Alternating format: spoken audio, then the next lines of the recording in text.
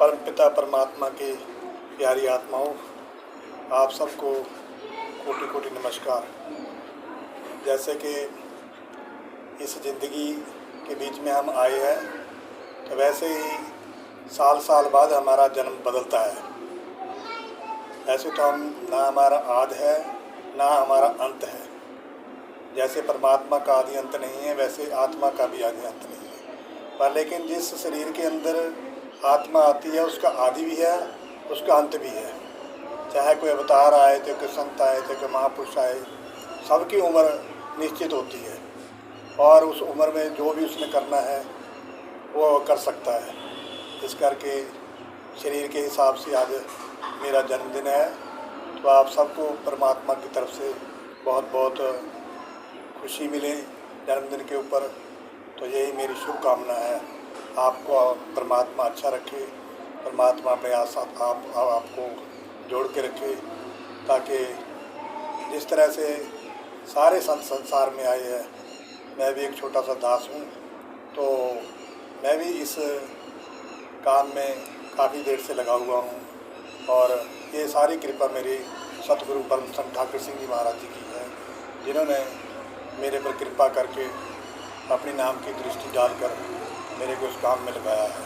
इस करके आप सबको इस पवित्र मौके पर कोटि कोटि प्रणाम, कोटि कोटि जो है बधाई है। तो मैंने छोटा सा एक उपदेश देना है। इस मौके पर मैं यही उपदेश देना चाहता हूँ कि हम जैसे आज मेरे 68 साल पूरे हो गए हैं, 69वां साल जो है शुरू हो गया है। तो जो पिछला टाइम बीत गया है, उसमें मैंने क्या किया, क्या नहीं किया, ये मेरी अपनी समझ है। और वैसे तो गुरबाणी के अंदर जो महापुरुषों ने लिखा हुआ है कि ये मनुष्य की चोला है, मनुष्य का शरीर है, ये भक्ति करने के लिए, मुक्ति के लिए मिलता है, मुक्ति का एक साधन है। इस चोले में, इस किश्ती के ऊपर बैठकर हमने भव सागर को पार निकलना है। तो इसके अंदर सुबह से लेकर शाम तक हमने वही कर्म करने हैं जिसकी 100 कीर्त कर दित मैल न लागे, हर कीर्तन में ये मन जागे। गुरबाणी में लिखा है कि वो काम कर जिससे तेरी आत्मा को मैल न लगे और हरि के कीर्तन में तेरा मन जागता रहे। तो इस संसार में इतना नहीं फंसना है कि छूट ही न जाए हम, तो ऐसे फंस जाए जैसे कंडे होते हैं, कंडे के बीच में हमारा कपड़ा फंस जाए, बहुत झाड़ीदार कंडे में। इसी तरह यह संसार है, ये संसार झाड़ और झाकड़, उलझ कर मर जाओगे, कहते उलझ कर इसमें संसार में रह जाओगे। इस करके हमें होशियार रहना है। यहाँ संसार में मुसाफिर है, हम मुसाफिर है। जैसे मुसाफिर बस में बैठता है तो अपने सामान का ध्यान रखता है, होशियार रहता है कि जब मेरा स्टेशन आए तब मैं निकल जाऊँ, निकल के अपना सामान लेकर अपने जगह पहुँच जाऊँ। इसी तरह हमें शरीर जो मिला है एक बस मिली है। इस बस में रहकर हमारे श्वास जो है परमात्मा हमें देता है। ये श्वास चल रही है, श्वासों के ऊपर ही हमारा जो ये जीवन चलता है। श्वासों से बढ़कर हमारे पास ये श्वासों की पूंजी है। वैसे तो रुपया, धन, माल जो है संसार का, ये भी चीज़ है, ये यहाँ संसार का है। लेकिन हमारे साथ जिसने हमारे को शरीर को चलाया हुआ है वो हमारे श्वास है, श्वासों से चलता है। ऐसे श्वासों की माला से हमने उस हरि को, उस परमात्मा को, उस खुदा को हमेशा ही उसका सिमरन करना, याद रखना, उसको याद रखना, हर समय याद रखना, काम भी करते जाना याद रखना। पर ये नहीं भूलना है कि यहाँ से जाना नहीं है। जैसे मैं सोचूं कि मैं 69 साल का हूँ, 69वां साल शुरू हो गया, शायद मैं पता नहीं कितनी की देर तक और जीऊँगा, पता नहीं एक दिन भी नहीं जी सकते। इस करके हर ज़िंदगी का हर दिन जो है, हर श्वास आखिरी है।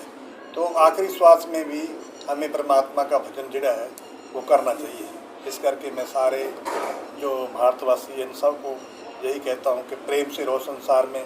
बड़ी कलयुग की हवा जो है, अग्नि जो है, फोन पे पर 229 रुपए मिले, बच के रहो। तो इस करके मैं एक शब्द बोलूँगा।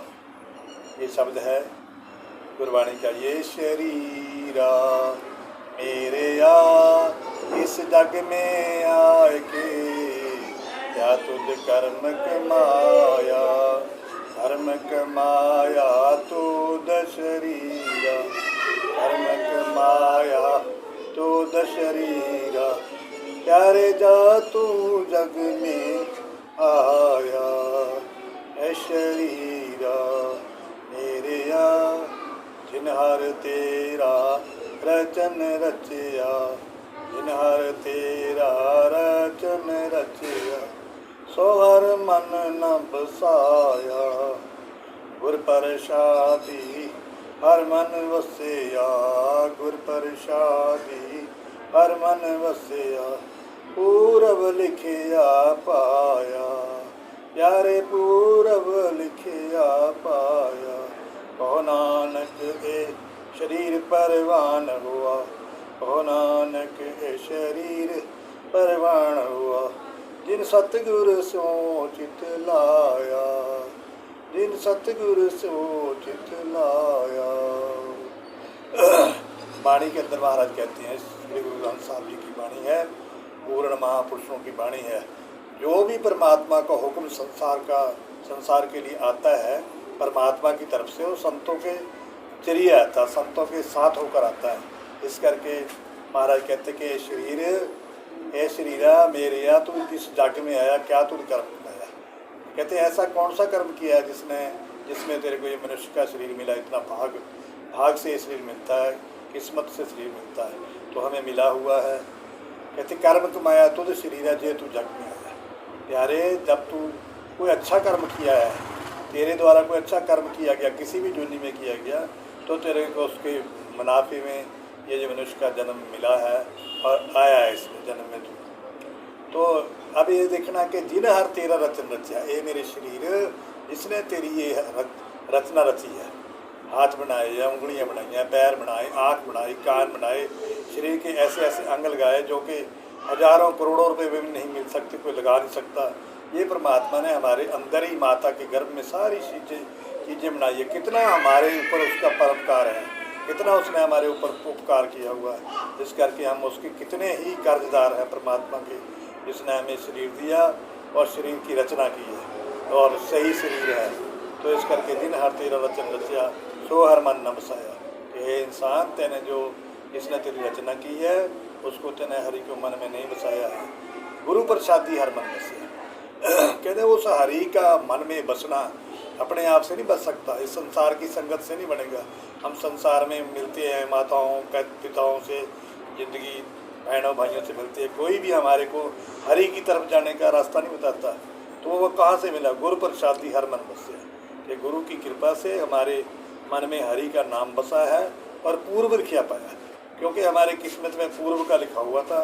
संतों महापुरुषों की, जैसे परम संत ठाकर सिंह जी महाराज जी के चरण कमलों में मेरे को जो ये शिक्षा मिली है, जो मैं उनसे पाया, ये पूर्व ही कोई मेरा कर्म होगा, उनकी कृपा होगी, जिस करके मेरे को ये पवित्र नाम उन्होंने दिया और पवित्र समझ दी है। इस करके मैं तो उनका कोटि कोटि उनका जो है शुक्रिया अदा करता हूँ, जिन्होंने अपने साथ लगाकर, अपने चरणों में लगाकर मेरे को इस रास्ते पर लगाया है, क्योंकि यही रास्ता सच्चा है। सच्चे मार्ग चलते हैं उस तरीके से। आज कोई मेरे को जानता है तो उनकी वजह से ही जानता है, इस करके उन्हीं के कारण सजे हम हैं।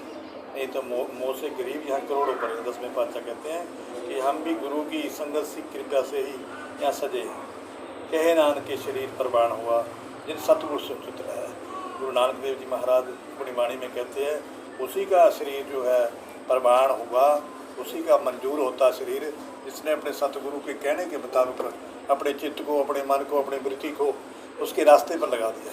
इस करके हमें ये जीवन जो मिला है परमात्मा की कृपा से, जिसकी कृपा से मिला है, उसी के रास्ते पर लगा कर रखना है। कोई पता नहीं है शरीर रूपी पिंजरा जो कब खाली करना पड़ेगा, काया कुटी खाली करना पड़ेगा। कुटिया की तरह ये काया होती है, जैसे किराए का मकान होता है, जब अगले को चाहिए तो वो खाली करा लेता है। इसी तरह परमात्मा भी जो है इस मकान को कब खाली करा लेगा और कब आप अपना जो उसका है अपने अंदर, हमारे जो उसकी ताकत है, शक्ति है आत्मा रूप में, वो कब अपने देश को वापस ले जाएगा। इस करके यही सबसे पवित्र शरीर है। इससे बड़ी कोई शरीर नहीं है जिसमें हम इस अपने काम को कर सकते हैं। करोड़ों वर्षों के बाद अगर हमारे कोई शरीर मिला है तो उसका फ़ायदा लो। बहुत बड़ी हमारे ऊपर ये परमात्मा की अति कृपा की हुई है उसने। मैं तो बार बार कहूँगा कि शरीर जो है मनुष्य जन्म का मिलना कोई बच्चों का कोई खेल नहीं, जो जन्म जन्म के शुभ कर्मों का होता जब तक मेल नहीं। जन्मों जन्मांतरों के शुभ कर्म इकट्ठे होकर हमें मनुष्य शरीर मिलता है। इस करके प्यारे बहनों और भाइयों, इस तरह के एक आती है थोड़ी सी साखी कि ये संसार जेल खाना भी है एक किस्म का। तो इस जेल खाने में कई किस्म के हमारे यहाँ धर्म भी चले हुए हैं। कुछ धर्म ऐसे हैं, पान पुण्य दान एरा वगैरह सारे जो धर्म चले हुए सब अपनी अपनी जगह ठीक है। लेकिन जैसे एक जेल खाने के अंदर इंसान जो है कि कोई जाता है वो देखता कि यहाँ बहुत गर्मी है तो इनको पक्खे लगा दो जेल वालों को, तो पक्खे तो उसने लगा दी जेल वालों को, सुखी कर दिया, लेकिन जेल के जेल में ही रहे। दूसरा आता है सर्दियों का सामान लेकर आता है कि इसको कंबल दे दो, ये ठंड में मर रहे हैं, वो ठंड कंबल तो दे देता है लेकिन वो ठंड में वहीं रहते जेल के जेल में। एक आता है वो कहता है इनको खाने का इंतज़ाम अच्छा करो, वो खाने का इंतज़ाम अच्छा कर देता है जैसे हम मानता करते हैं। तो ये सब चीज़ें संसार की हमें मिल सकती है। पर एक ऐसा आता है महापुरुष, वो उस जेल खाने में जाता है कि मेरे पास इस जेल खाने की चाबी है, जो मैं लगा देता हूँ, जिसने निकलना है निकल जाओ। इस करके सबसे बड़ा परोपकार किसने किया? जिसने हमें जेल से बाहर निकाला, जिसने हमें सुख दिया उसने जेल के अंदर ही दिया। अगर हमें इस दुनिया में रहते ही कोई सुख मिल जाए, शांति मिल जाए, बड़े बड़े मकान मिल जाए, बड़े बड़े महल मिल जाए, लेकिन कोई मुक्ति का साधन हमारे पास ना हो, अगर कोई झोपड़ी में भी बैठा अगर उसको मुक्ति का साधन मिल गया तो समझ लो को जेल खाने से बाहर निकल गया। इसी करके इस संसार रूपी जेल खाने से बाहर निकलने के लिए ही संत महात्मा प्राला करते हैं। मैं भी उन्हीं महापुरुषों के संतों के कहे हुए उपदेश के ऊपर ही आपको ये एक संदेशा है ताज़ा कराता हूँ, क्योंकि कहते आए हैं और कहेंगे नहीं तो बार बार याद नहीं कराएंगे बच्चे को। जैसे बच्चे को रोज़ रिपीट कराता है टीचर, पाठ पढ़ाता है, रोज़ उसको स्कूल में जाना पड़ता है। इसी तरह हमें भी मेरे सत्संगत सोतरिया, तो सत्संगत के अंदर साधु पुरुषों के अंदर से तर जाता हूँ कि छोटी सी इतना सा मेरा जो उपदेश है जो मैंने महापुरुषों से सीखा है।